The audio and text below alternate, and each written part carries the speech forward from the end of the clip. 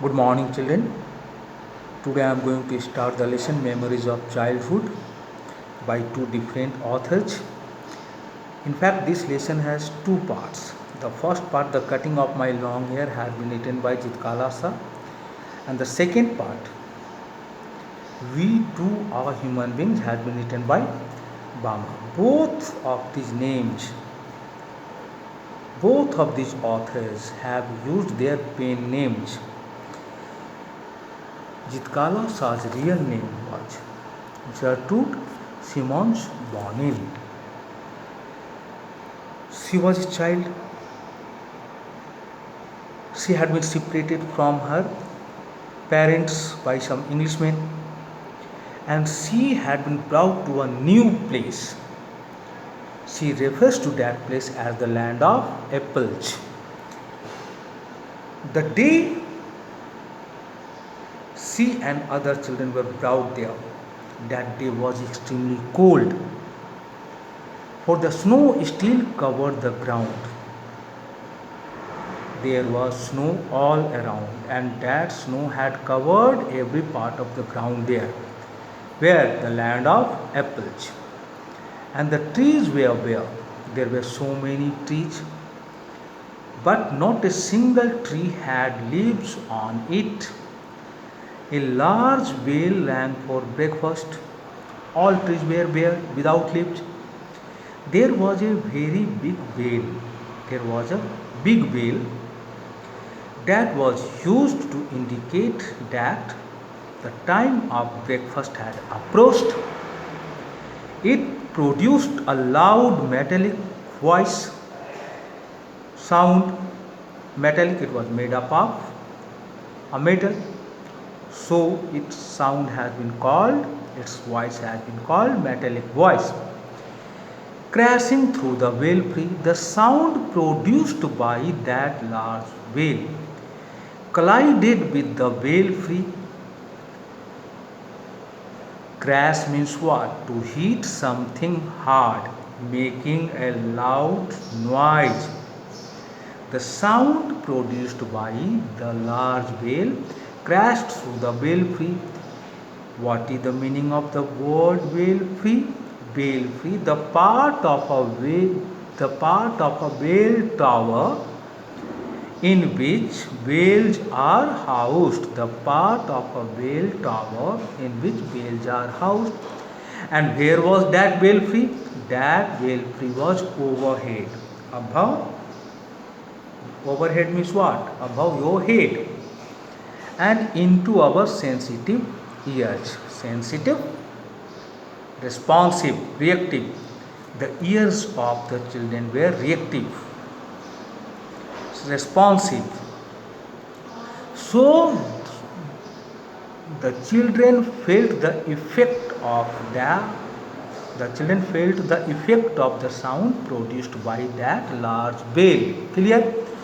The annoying clatter of shoes on bare floors gave us no peace. There were many people all around. They were moving here and there in their shoes.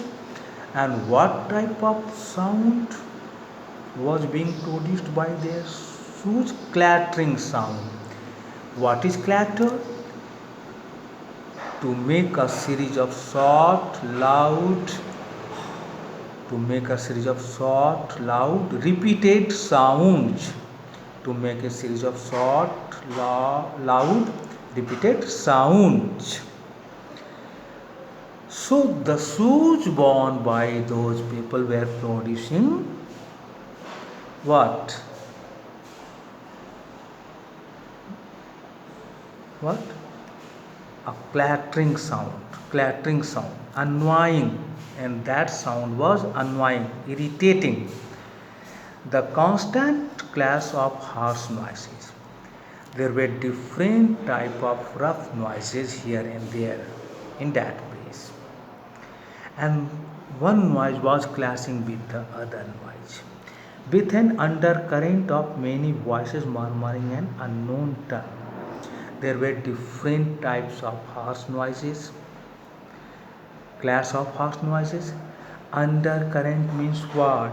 a feeling, especially a negative one, that is hidden but whose effects are felt. A feeling, especially a negative one, that is hidden but whose effects are felt. So there was an undercurrent of many voices. There were different people there, they were talking among themselves. There were different types of voices, noises, and all these voices or noises were creating a situation which can well be described as a bedlam. Bedlam, bedlam. Bedlam means what? A place or scene that is full of noise and confusion. A place or scene that is full of noise and confusion. Besides, there were many voices, murmuring voices. Murmur means what?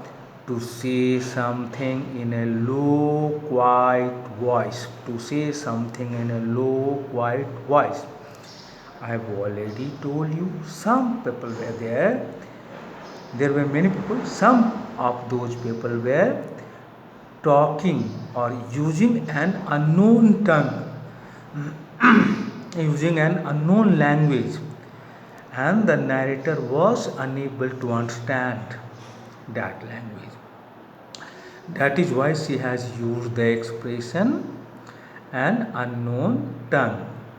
And all these combined together were creating a bedlam. Bedlam, I have already told you, is a place or scene that is full of noise and confusion, within which I was securely tied. Securely in a fixed or stable manner. In a fixed or stable manner. She was tied, T-I-E-D, tethered, T-E-T-H-E-R-E-D, tethered to something, and she was unable to escape from that place. And though my spirit tore itself in struggling for its lost freedom, her spirit, according to her, had lost its freedom, and her spirit inside her heart was struggling very hard to regain its freedom. But all her efforts to regain her freedom seemed to be useless, without any use. She was tied or tethered to something. What was she tied to has not been mentioned here in this paragraph.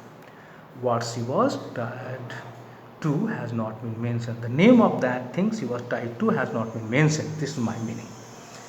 And her spirit was struggling very hard to free itself from the clutches of what? The clutches of suffering.